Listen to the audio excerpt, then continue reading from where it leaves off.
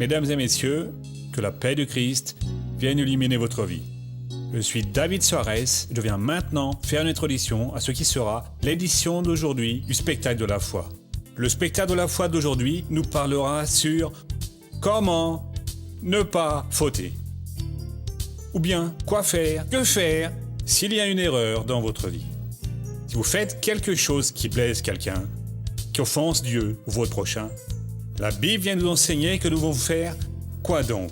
Ne pas cacher cette erreur devant Dieu, c'est-à-dire montrez-la à Dieu et cherchez la personne offensée pour vous réconcilier avec cette personne, pour que je puisse être une personne libérée de la faute, libérée du mauvais désir, libérée du mal, libérée de tout ce qui vous empêche d'être heureux.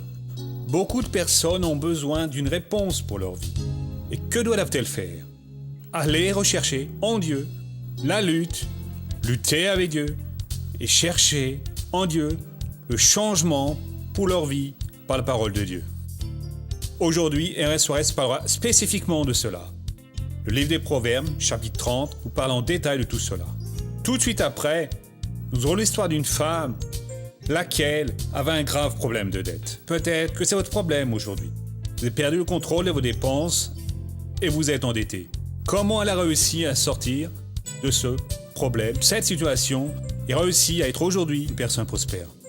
Vous avez besoin de prospérité dans votre vie, vous avez besoin d'un changement, c'est bien. Dieu vous a apporté ce changement dans votre vie. Alors, que devez-vous faire? Écoutez la parole de Dieu, concentrez-vous en Dieu et laissez Dieu opérer au nom de Jésus. Ok? Nous commençons à présent le spectacle de la foi avec RR Soares. Et nous allons applaudir le Seigneur Jésus. Voyez mes amis, j'ai une parole spéciale pour vous aujourd'hui sur le péché. Quand la personne est déjà dominée par le péché, elle est déjà sans capacité de réaction. Et je crois que c'est le cas de beaucoup de gens un peu partout. Qu'est-ce qu'elle doit faire pour pouvoir être libérée? Oubliez cette chose qui est en train de gâcher son destin, parce que cela est le résultat du péché. Il sait que vous êtes destiné à aller au ciel. Il entre dans votre vie, il va tout faire pour que vous sortiez plus de lui et chutiez dans l'abîme. Je voudrais commencer avec un verset en étudiant très lentement ce qui est écrit au Proverbe. Dans le livre des Proverbes, c'est au chapitre 30, c'est le verset 20. Il est rédigé ainsi. « Telle est la voix de la femme adultère. Elle mange, elle s'essuie la bouche, puis elle dit « Je n'ai rien fait de mal ».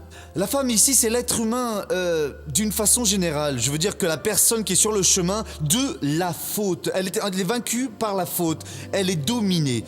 Et donc, tel est son chemin, c'est son attitude quand elle assume. Elle est réellement livrée au péché. Qu'est-ce qui est dit ici dans le livre sacré? Que cette personne mange, c'est-à-dire qu'elle pratique le péché. Et elle s'essuie la bouche et dit « Je n'ai rien fait de mal ». Entre elle mange et elle s'essuie la bouche, il y a ici une révélation de Dieu pour nous. Il existe le travail du Saint-Esprit qui convainc la personne, qui vient la toucher sur la blessure, qui ouvre les yeux de la personne, mais elle ne veut pas se plier. Elle ne veut pas se repentir. Elle préfère s'essuyer la bouche pour dire qu'elle n'a pas mangé. C'est comme cette personne qui boit ou qui fume, et pour que personne ne le découvre, elle prend un chewing-gum dans la bouche et commence à mastiquer, ou bien un morceau de cannelle, ou bien quelque chose comme ça. Et s'il n'y a rien de tel, elle mange quelque chose, prend une boisson ou un soda pour changer et que personne ne le découvre. Et donc, quand la personne n'est pas encore dans cette phase, elle n'est pas encore dominée par le péché. Mais au moment où elle se met à assumer, elle-même se nettoie pensant que ça doit être ainsi et dit « Je n'ai rien fait de mal, c'est mon corps, je fais de ce que je veux, en fin de compte, je suis esclave de personne. Je suis marié avec cette femme ou je suis marié avec cet homme et maintenant je fais tout ce que je veux, je suis libre d'agir. » Cette personne est déjà dominée par le péché. Et là, elle fait quoi? Telle est la voix de la femme adultère, elle mange, elle s'essuie la bouche, puis elle dit « Je n'ai rien fait de mal ». À présent, le Saint-Esprit, il est dans Jean au chapitre 16, verset 8, c'est cette voix que vous ne devez pas mépriser, qui selon Jésus parle à notre cœur. Le Seigneur Jésus a dit « Quand il sera venu, lui, il confondra le monde en matière de péché, de justice et de jugement. » Et donc, vous avez fait une chose, et après que ce soit fini, vous devenez très triste. Au fond de vous, comme si une voix était là en vous disant « Vous avez péché, vous avez fauté, vous ne pouvez pas faire cela. » Cette voix-là, c'est le Saint-Esprit tentant de vous convaincre. C'est lui en vous disant, vous montrant que cette attitude, que cette pratique, que cette décision est mauvaise. Si vous avez du bon sens, vous arrivez devant Dieu et vous dites « Seigneur, j'ai fauté. Pardonnez-moi. » Mais il ne suffit pas de pardonner, non, nous allons voir cela aujourd'hui. Dieu doit vraiment arracher de vous cette chose. Je prêchais à Belo Horizon lors d'une réunion parmi les 9 que j'ai réalisés là-bas. Et j'ai dit que c'est comme si on retirait tous les poils du bras, mais qu'on en laissait un seul. Et si on n'en enlevait pas, tout va revenir. Alors il faut que, si on doit retirer, il faut le faire complètement. Dieu, je veux une libération complète. Je ne veux pas rester comme cela. Parce que la Bible dit que la personne qui dissimule, c'est dans les Proverbes 28-13, celui qui couvre ses offenses ne réussit pas. Voyez mon frère, pour tout type de transgression, celui qui couvre, celui qui dissimule, jamais il n'aura moyen de prospérer. Il n'aura pas de succès, quelle que soit la chose qu'il fasse, il n'aura jamais la paix, il n'aura jamais la présence de Dieu tant qu'il sera dans cette phase de dissimuler. Il a fauté, il doit se confesser. Alors ne fautez pas. Si vous ne voulez pas être dans l'embarras et devoir confesser à votre patron que vous avez été malhonnête ou à cette personne que vous avez mal parlé d'elle, ne faites pas ça. Évitez cela. Voyez bien ici, celui qui les reconnaît. Ainsi, la personne doit se confesser.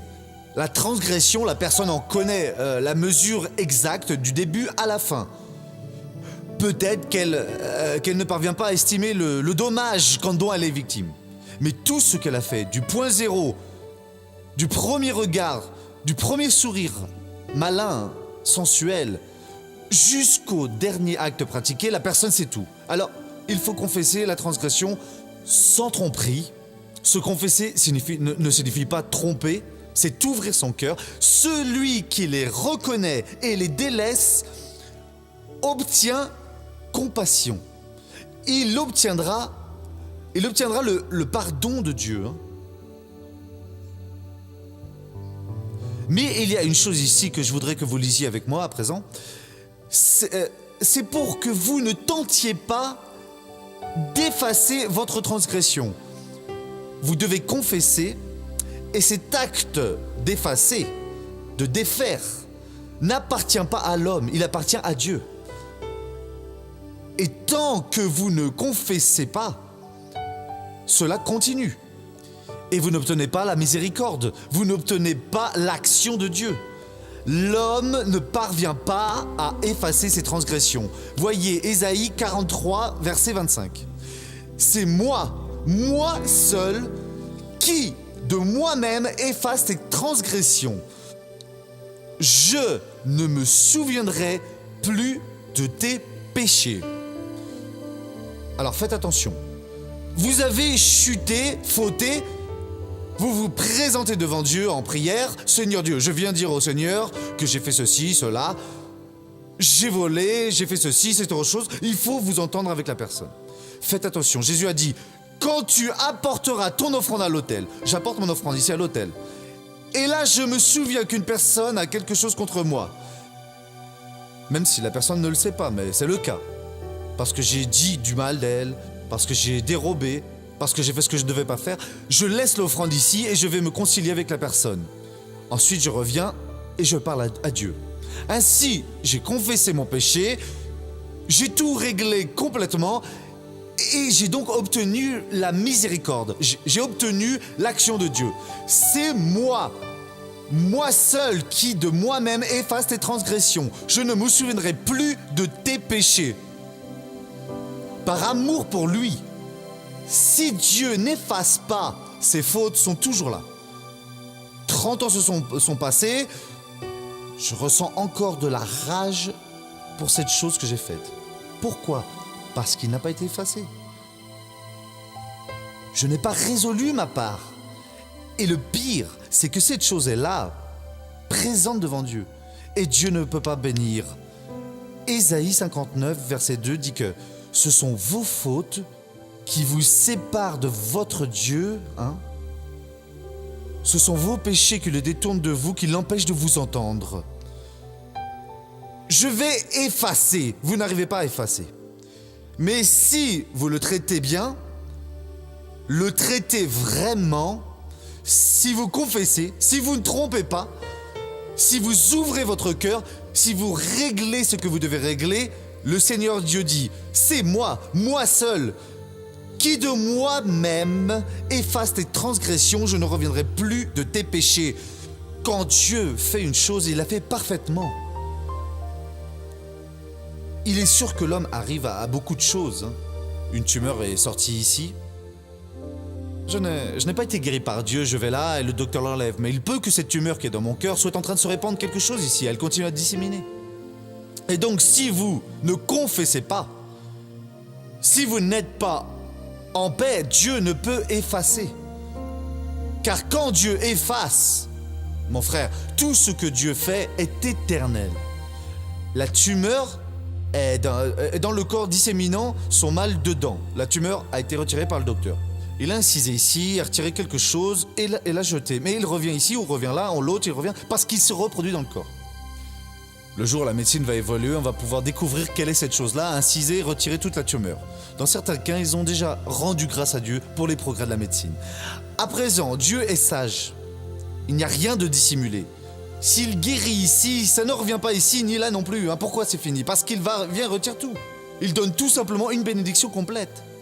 Et donc c'est la même chose, j'essaie d'effacer la transgression, mais elle était ouverte. Elle explose ici, elle explose là, je deviens une personne sans paix, je suis nerveux, et commence à surgir une maladie, commence à surgir une autre, et je ne sais quoi encore, ça ne fonctionne pas, ni ici, mais la meilleure façon de faire, c'est de parler avec Dieu.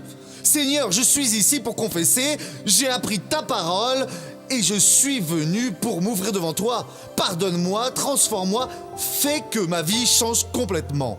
Dieu le fera et les choses vont changer pour vous. Mais missionnaire, mon cas est vraiment très sérieux. Voyez, Ésaïe 44, le verset 22, rien de cela. Dieu est en train de parler de tout cela. Ésaïe 44, les versets 21 et 22. Souviens-toi de cela, Jacob, Israël, car tu es mon serviteur. Je t'ai façonné pour que tu sois mon serviteur, Israël. Je ne t'oublierai pas. J'ai effacé tes transgressions comme un nuage et tes péchés comme une nuée. Reviens à moi, car j'ai assuré ta rédemption. Qu'est-ce que je dois faire ? Revenez vers Dieu. Car parce que Dieu vous a racheté, Dieu a changé complètement votre vie. Missionnaire, j'ai besoin de cette aide de Dieu. Courbez la tête et fermez les yeux, ne dites plus rien, à moins que ce soit ce que Dieu place dans votre bouche. Père, je prie pour ces personnes auxquelles le Seigneur a parlé et parlé intensément en cet instant, qui sont ici dans l'église ou dans le pays tout entier. Des gens, oh Dieu, qui avaient déjà perdu le goût de vivre. Oh mon Dieu, maintenant c'est l'heure de changer. Cette personne veut confesser, veut laisser. Mon Dieu, elle veut obtenir la miséricorde. Aide-la, Père. Aide ce peuple à devenir une véritable bénédiction. pour que ces personnes se transforment complètement. Pour qu'aujourd'hui naisse à la vie une nouvelle personne. Père, au nom de Jésus, le Seigneur a dit « Revenez vers moi ». Le Seigneur a dit qu'il a racheté cette personne. Elle est très très importante dans tes mains. Donne-lui cette bénédiction. Et au nom du Seigneur Jésus. Et dis tous Amen. Regardons maintenant le feuilleton de la vie réelle.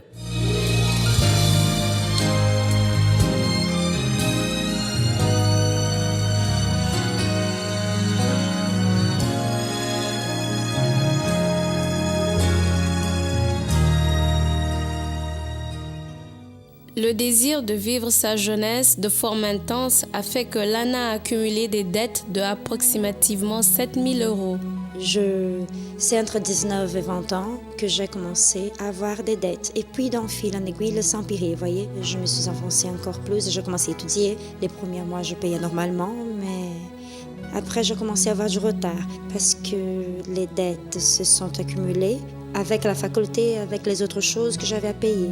Et elle ne pensait même pas qu'elle devait payer petit à petit certaines choses qu'elle avait achetées pour ensuite payer une autre. Non, elle a accumulé un tas de choses à payer sans réfléchir. Comme elle n'avait pas fini de payer une chose qu'elle en achetait une autre, alors la facture arrivait avec tous les intérêts. Et ça commençait à me laisser dans un état plutôt triste, on va dire ça, parce que je voulais sortir de tout ça. J'étais jeune, j'avais des projets, mais je n'arrivais pas à me libérer des dettes, vous voyez. Malgré tout ce que je planifiais, malgré tout ce que j'essayais de faire, je n'y arrivais pas. Lana négociait de 6 mois en 6 mois les mensualités de la faculté. Mais comme elle ne contrôlait pas ses dépenses, l'accord avec l'université n'était pas accompli. Parce que je n'avais jamais pas la compréhension, j'étais très anxieuse, cette histoire de vouloir conquérir le monde, ce genre de choses. Je me suis dit que j'allais faire une autre université. J'ai débuté l'université sans avoir payé la première. Les dettes étaient accumulées. J'ai commencé à faire l'université les premiers mois, j'ai réussi à payer comme avec la première. Après, vous savez, c'est devenu une boule de neige immense. Je n'ai pas réglé la seconde, je n'avais pas payé la première et les dettes ne faisaient qu'augmenter. Alors j'ai fait un emprunt pour mettre tout en ordre, mais ça n'a pas aidé non plus. C'était ainsi, je prenais de l'argent ici pour essayer de combler un trou là, mais je n'y arrivais pas. Avec le salaire qu'elle recevait, elle n'arrivait pas à payer ses dettes. Et qu'est-ce qu'elle faisait ? Elle devenait nerveuse avec tout ça parce qu'elle n'y arrivait pas. Elle prenait son salaire et commençait à acheter des choses pour elle, des robes, des chaussures, sans savoir où elle allait mettre tous ses vêtements. Elle allait acheter, elle achetait rien que des blousons, elle en achetait 4, 5 en une fois, sans nécessité, sans compter ceux qu'elle avait déjà. Parce qu'elle ne réussit pas à se contrôler à payer ses dettes, Lana fait une dépression. Et puis là, dans cet état de tristesse, j'étais très changeante. Il y avait des jours où j'étais triste, ou d'autres où j'étais heureuse, sauf que ça allait en s'aggravant, parce que je me retrouvais chaque jour un peu plus dans un état de tristesse. Le maximum que je faisais, parce que je le faisais par obligation, c'était d'aller travailler. Cherchant de l'aide, Lana recherche un psychologue. La seule chose qui changeait, c'était les dettes qui s'accumulaient. Un jour, j'étais très désespérée, vraiment désespérée, parce que j'étais fatiguée d'aller chez le psychologue, de penser encore plus, fatiguée d'essayer de trouver une solution, ne pas y arriver. Ces jours-là, j'étais vraiment désespérée et c'est là que ma mère est entrée dans ma chambre. Elle avait le visage tout rouge. « Maman, aide-moi, sinon je vais faire une bêtise là maintenant, je vais en finir avec moi, aide-moi, aide-moi ». Là, j'ai vu qu'il y avait une force maligne, vous comprenez ? C'est là que je lui ai parlé de Jésus, vous voyez. Elle m'a dit « Allons-y ». Elle m'a invitée à aller à l'église, allons-y, demander une prière. Alors je suis allée à l'église. J'ai dit, bon, c'est vraiment le dernier chemin. Si j'arrive, très bien. Si j'arrive pas, bon. J'avais encore des doutes. Et le pasteur, ce jour-là, après la fin de la réunion, m'a donné une parole pour m'aider. Et à partir de ce moment-là, je suis dit, c'est vraiment ça. Je vais continuer à y aller parce que je souffrais. J'essayais de toutes les façons. Je dis, je vais payer la dîme, mais c'est vraiment touché mon cœur. Et vous voyez comme c'est une chose de Jésus, vraiment, hein. Pour qu'une personne paye la dîme sur ce qu'elle n'a pas. Celle qui a, c'est une chose, mais celui qui n'a pas, avec le peu qu'elle recevait, alors elle a commencé à donner la dîme, vous comprenez ? Elle a été fidèle à Dieu, elle a donné la dîme tous les mois, là, comme il faut. C'est alors que Jésus lui a ouvert la porte. En remettant sa vie à Jésus, Lana se libère de l'anxiété et règle des années de dette en à peine 9 mois. Et c'est à partir du moment où je suis entrée dans l'église que je payais la dîme, que j'ai réellement commencé à chercher de tout mon cœur, que la dépression est partie, j'avais la volonté de vivre, j'avais la volonté de payer. Il semblait que j'avais la solution. Il semblait que les portes s'étaient ouvertes pour moi. J'ai acheté ma voiture et présent, j'ai une vie financière stabilisée. À l'instant où je suis entrée dans l'église, tout ce qui était au fond de moi, qui me stressait, est sorti. Je me suis sentie plus calme. J'avais déjà senti quelque chose de différent. Je me suis dit comme ça, non, c'est vraiment le chemin. Gloire à Dieu. Lana, vous étiez hors de contrôle, hein? J'étais tellement perdue, missionnaire. J'étais tellement perdue. Le contrôle, la dépression, la tristesse était si grande que je n'avais plus la volonté de vivre. Je n'avais plus envie de faire quoi Et que ce la parole soit. dans l'église qui vous a touché, c'est celle de la dîme qui a touché votre Exact. cœur. Un jour, le pasteur était en train de faire une campagne. Il était en train de parler de David, qu'il s'est réuni dans la caverne d'Abdullah. Il a dit qu'il s'est associé et elle a fait cette campagne là dans l'église du quartier São Paulo. Et j'ai déposé des demandes, j'ai dit que je voulais réellement changer. J'ai parlé à Dieu, je ne supporte plus. Il faut que je m'en sorte. Et c'est à partir de ce jour-là que je me suis mise à rendre la dîme. Et Dieu m'a tellement bénie et j'ai monté de grade. Tout s'est passé comme ça, peu à peu. Maintenant, laissez-moi parler avec tout le monde. Vous aussi qui avez expérimenté un miracle d'ordre financier, vous avez l'obligation de parler de la dîme et de l'offrande. Quand les gens veulent parler de l'Église, ils ne disent pas que nous commettons des adultères, que nous ne faisons pas. S'il se peut que dans un cas, un certain sot laisse le démon le tromper. Mais cela, nous ne le sommes pas. Mais ils disent que nous demandons beaucoup de dîmes et d'offrandes. Parce que le diable sait que dans l'institut de la dîme et des offrandes est la prospérité du peuple de Dieu. Et parfois, vous avez pratiqué, Dieu vous a fait prospérer et vous ne dites rien. Et dans ce monde, nous devions prêcher. C'est comme si pour lui, c'était la dîme. On doit dire que Jésus guérit. Il faut le dire, hein, qu'il sauve, qu'il baptise avec le Saint-Esprit. Jésus fait prospérer. Parce qu'ils sont fous, ils vont vendre leur mère, ils vont tuer leur père, faisant tout ce qu'ils peuvent pour gagner un peu d'argent. Mais ils ne le gagnent pas. Et c'est si simple d'être fidèle à Dieu et que Dieu ait un engagement avec vous. Et madame, vous êtes un témoin oculaire, je veux C'est dire, ça. sur ce que Dieu peut faire. Elle est venue, elle a dit, maman, je vais verser la dîme. J'ai dit, ma fille, c'est juste entre toi et Dieu. J'ai la certitude que tu vas être bénie grâce à cette parole. Parce que tu vas verser la dîme. Mais je ne peux pas te forcer. Si c'est ce que tu ressens, alors vas-y, car Dieu est avec toi. Alors elle a pris l'enveloppe et 3 jours après, on était toutes les deux là dans la voiture, vous voyez, c'est moi qui conduisais. Et là, elle a reçu un appel disant que son salaire avait été doublé. Et elle en a 3 jours. 3 jours. Jésus le Seigneur est très bon. Gloire à Dieu. Voyez, si l'Esprit de Dieu vous a incommodé, si l'Esprit de Dieu vous a incommodé sur la dîme et l'offrande, ne soyez pas là en colère contre nous, non. Certaines personnes disent « Ce pasteur ne veut gagner que d'argent ». Non, pour l'amour de Dieu, si vous ne voulez pas obéir à Dieu, vous pouvez toujours regarder le programme, vous n'avez pas besoin de nous envoyer 1 centime. Moi, quand je demande un associé, je dis « Si Dieu n'a pas parlé à votre cœur, ne vous associez pas. Nous n'avons pas besoin de celui à qui Dieu n'a pas parlé. Vous voulez être intelligent, payez donc la dîme. Il vous a touché pour devenir un parrain, devenez un parrain. Qu'est-ce que la dîme ? De tout ce que nous recevons, une part d'un dixième, divisé en 10, une part est au Seigneur. En faisant cela, vous allez voir ce que Dieu a dit. Apportez toute la dîme au trésor. Qu'il y ait de quoi manger dans ma maison, mettez-moi ainsi à l'épreuve, je vous prie, dit le Seigneur des armées, j'ouvrirai sans faute pour vous les fenêtres du ciel, et je déverserai pour vous la bénédiction au-delà de toute mesure. Un homme trompe-t-il Dieu? Car vous ne trompez pas, et vous dites, en quoi t'avons-nous trompé? Dans les dîmes, les offrandes. Vous allez tromper Dieu sur l'opportunité qu'il vous donne de prospérer. Vous tuez au travail, mais vous n'êtes pas fidèle. Vous, à ce moment-là, vous prenez de la monnaie comme si c'était un mendiant, et le jetez là, bien au moment où passe la quête, ainsi que personne ne voit. Mon frère, l'offrande doit être une chose donnée de ton bon cœur pour tout le monde voir. C'est l'acte le plus noble que vous faites.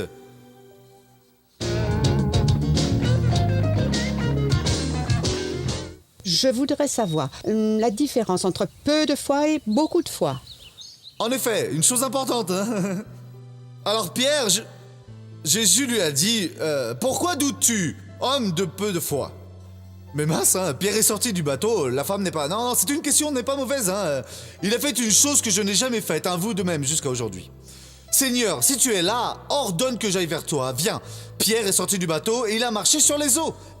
Essayez de le faire. Prenez donc une bouée, hein. Jésus peut ne pas être présent au moment où vous allez faire naufrage, hein. Pierre a marché, hein. Pierre a tenté, et il a marché sur les eaux. Mais quand il s'en est rendu compte, alors il a commencé à s'enfoncer et Jésus a dit qu'il avait peu de foi. L'apôtre Paul a dit que s'il avait la foi au point de déplacer les montagnes, alors il avait beaucoup de foi. Jésus a dit que celui qui avait la foi de la taille d'une petite grain de moutarde, de la taille, non, comme un petit grain de moutarde, il pourrait commander cette montagne. Je ne sais pas qu'est peu de foi ou beaucoup de foi. Moi, sincèrement, je ne sais pas. Parce que je pense que si j'avais eu un peu plus de foi, j'aurais fait beaucoup plus que ce que j'ai fait jusqu'à aujourd'hui. Laissez-moi faire une prière pour ceux qui sont chez eux. Père, je prie pour cette personne qui a un grave problème dans sa vie et qui a besoin de ton aide. Touche donc sa gorge. Père, fais-le maintenant. Touche ce genou douloureux. Oh mon Dieu, pour ce mal dans le dos si fort que la personne pense que même que cela est une tuberculose, là. Au nom de Jésus, j'expulse tous ces mots au loin pour ta gloire et au nom de Jésus. Et vous dites Amen. Vous avez vu comment cette personne a été libérée des dettes? Alors pratiquez, de la même façon qu'elle a pratiqué si ceci est votre problème. Et je n'ai pas de problème de dette, mon problème c'est la santé. J'ai quelqu'un qui ne parvient pas à aller bien, jamais. Je vais bien un jour, et la semaine suivante je vais mal, puis je vais bien à nouveau. Dieu travaille pour les finances, il travaille aussi pour la santé.